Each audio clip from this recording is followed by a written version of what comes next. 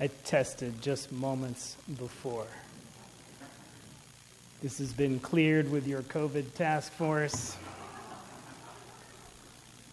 This has been an odd few years. Just a few weeks ago, I received these words from my colleague Ashley Horan. She writes, "As Russia invades Ukraine, the violence has already killed hundreds and displaced thousands, and presents terrifying possibilities for escalation toward global war. In Texas, Governor Abbott's most recent efforts to prevent kids from receiving life-saving gender affirmation care will lead to the trauma and death of our precious trans and non-binary children. Our hearts are heavy today. On top of the deep weariness and fear we collectively have been navigating, these latest headlines feel like too much to bear. We are with you in grief and rage." She says both the invasion of Ukraine and this latest attack on trans children stem from legacies of imperialism and colonization, rooted in the belief that one group of people should have authority over the decisions and freedoms of another. And as centuries of human history have shown, whenever the state prioritizes its ideology and interests over the agency and self-determination of the people, violence is inevitable. This last section stopped me in my tracks. I had been reeling. It has all just seemed like too much lately. On top of all this grief, all these feelings, on top of the stretch and the strain of these last many months, now also to have war erupt, to have the images of devastation and pain, the impossible reports of civilian targets, just too much to take in. And then here in our own country, the rampant efforts at dehumanization and subjugation, legislation targeting trans youth and their families, cruel and wide-reaching attempts to target families already contending with the challenges of loving and supporting our beautiful children and youth who might be facing bullying or other forms of violence, celebrating and honoring the truth of these children's identities in a world which would rather squeeze them into predetermined boxes. Hearing these linked, both legacies of imperialism and colonization, both attempts to solidify power and authority over another's body and self-determination, something settled into my mind and heart. Horan continues, "Our faith aspires to build a different kind of world. At its best, Unitarian Universalism gracefully holds at its center both reverence for the individual and the collective. Our congregation's covenant to affirm and promote the inherent worth and dignity of every human being alongside the interdependent web of all existence. And in practice, this means working for a world in which individual freedom is balanced with collective thriving. It means we must unequivocally reaffirm our commitment to protecting and supporting our trans and non-binary family in Texas and across the globe. It means we must elect and hold accountable leaders who have the power to resist and repair wounds of colonialism and imperialism. This is part of our precious purpose here, to affirm and reaffirm our connection, to practice and embody a different kind of power than we see perpetuated all around us. We build here a community which seeks and strives for inclusion and connection, one which is not satisfied to settle into calcified patterns of male domination and heterosexist assumptions, but one which seeks to awaken to the patterns and the practices which hold people down and lift others up. I have a favorite t-shirt. It almost looks like a heavy metal band concert t-shirt, but it has a pink unicorn in the middle, rearing up on its haunches, and it says in flowery script, "Destroy the patriarchy." I came for the unicorn, and I stayed for the slogan.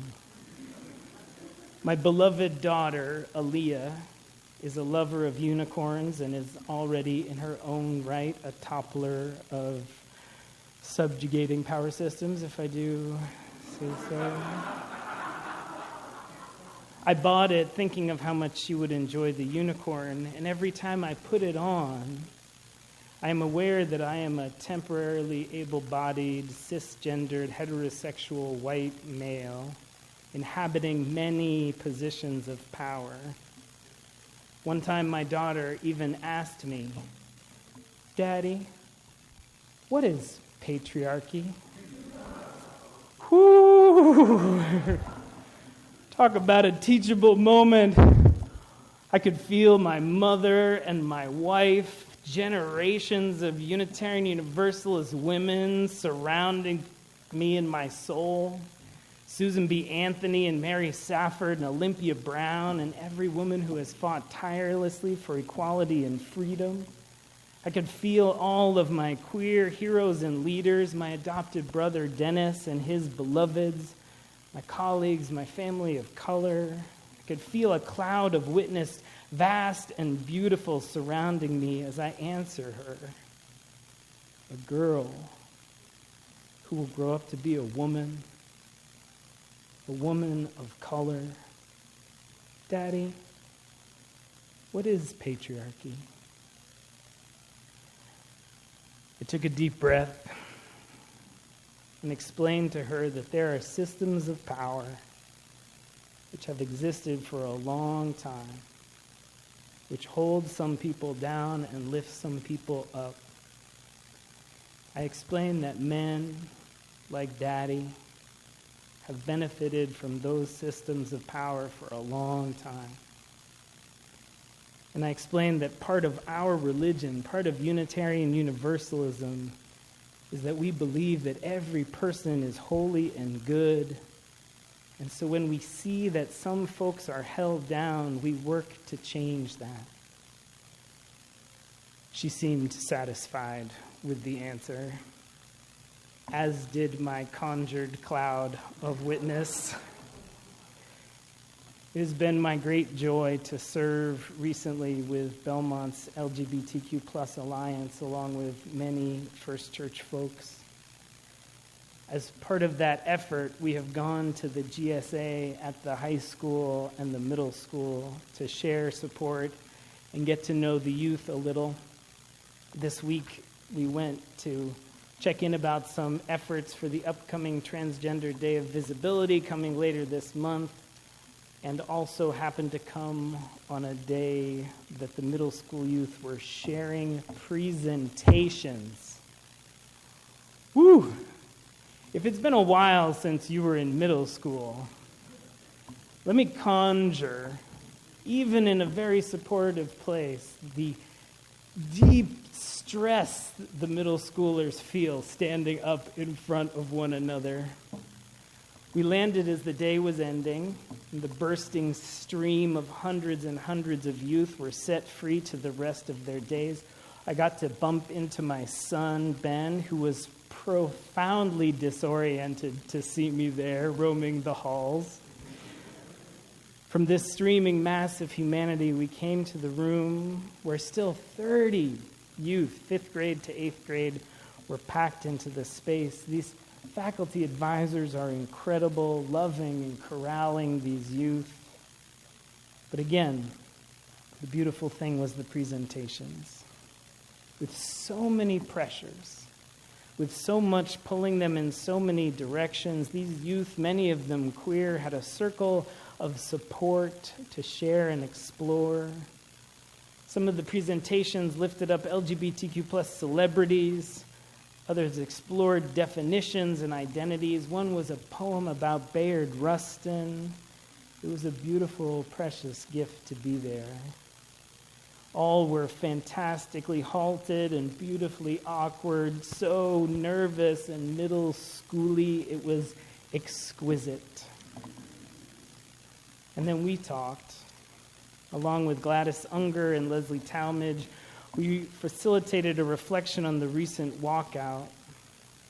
Last Friday, along with youth at Belmont High and others across the country, those youth walked out of school in protest to the Texas laws we mentioned before.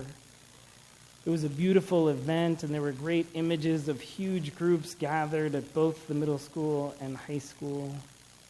And reflecting on the day, many of the youth there said that while the event was beautiful and it was great to be outside and holding trans flags and pride flags, many of them heard hateful and transphobic speech from people, even who joined the walkout on their way outside. While it was a powerful moment, they were clear on how much work still needs to be done.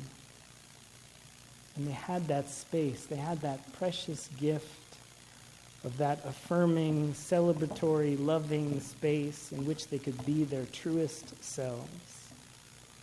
They have the gift of this community and the LGBTQ plus Alliance and others in their wider sphere, affirming their inherent worth and dignity.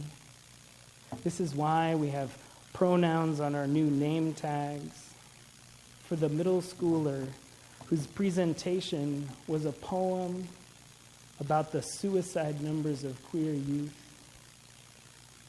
who started to cry, even in that supportive space. We have pronouns on those name tags because we want to build a world which celebrates and honors the inherent worth and dignity of that youth, of all people. The importance is not ethereal or abstract. It is life and death. These are the words of Gretchen Haley. Open the door of your hesitant heart. Let the light shine on all the sleeping shadows. Awaken to this day that offers itself to you and to all with a great extravagance. Awaken to this gift, this beauty, this chance, that we might still begin again anew, that we might be changed by the in and out breath, that we might burst forth like the crocuses, that we might still surprise this earth with a new song, sung together, calling us all in and sending us back out, and know it as a blessing. This is our holy work. Right here in the midst of this complex moment, in the midst of this violence, this Ukraine, right here in the midst of this Texas, of this dehumanization, this subjugation, this oppression, this beauty. This is our holy work, to build this new world, one in which individual freedoms are in balance with collective thriving, one in which we uphold the dignity of all people and the well-being of this precious earth. This is our work, to cherish one another, to know in the bones of our bones that we are worthy, even them, and to work tirelessly to build a world that honors this holiness, that celebrates this wholeness. Amen.